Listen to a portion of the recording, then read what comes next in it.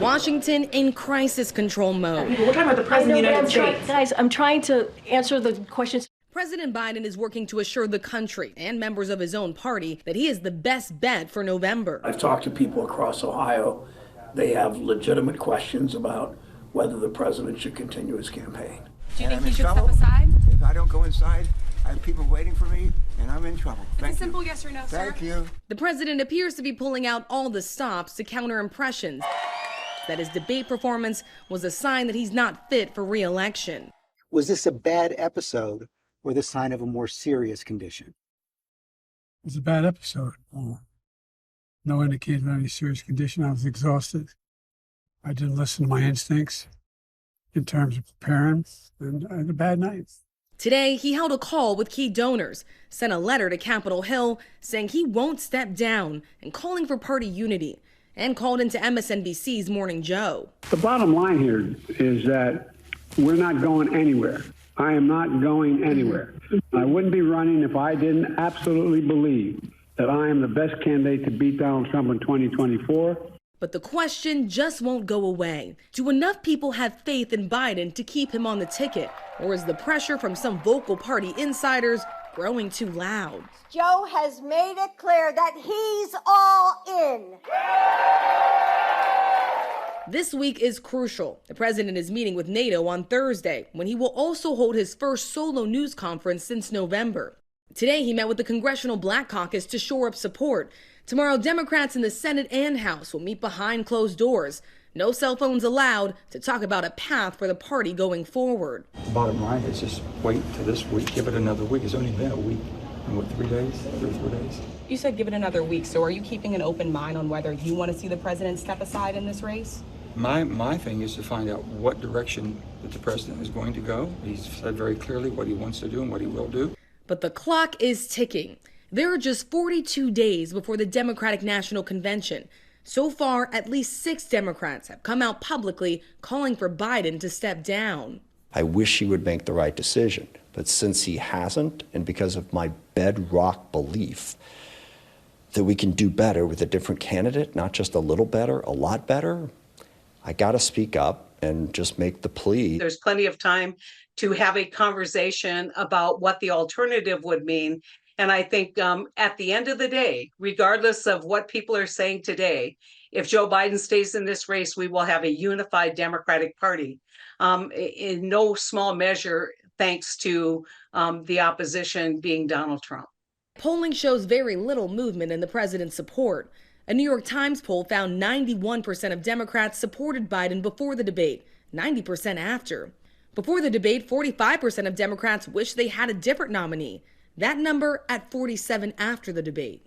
I have my usual go-to people who are not political. They would be what you would call your typical swing voters. They don't like either of these candidates. I think in some ways, again, this is Beltway, swirling and stirring the pot. I think that the lack of enthusiasm for either of these candidates has created an apathy within the American public at a time when we cannot afford that apathy. We need our citizens engaged in making decisions with their government.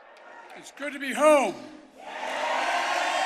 Those numbers are playing out on the campaign trail as we talk to Biden supporters. I'm definitely sticking by him. I said, I don't care if they push him in a wheelchair, I'm going to vote for him. Biden barnstorming the battleground state of Pennsylvania this weekend. Thank you, Mr. President. Joined by the state senator, John Fetterman. I am about to point to the only person that's ever kicked Trump's ass in an election right now.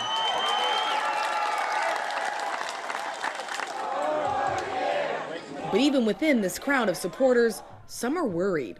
I'm concerned, as we all are, that he might not be up to it.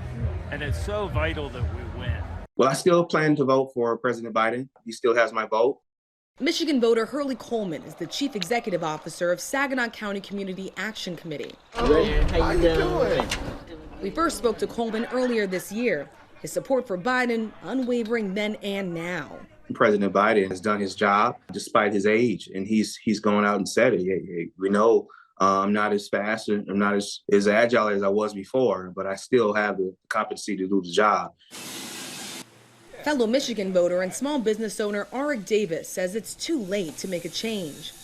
I think that the only way that the Democratic Party does win this race is if they do rally around and genuinely support a Biden second term. We first spoke with Davis during the state's primary in February, where he backed Biden with some hesitation.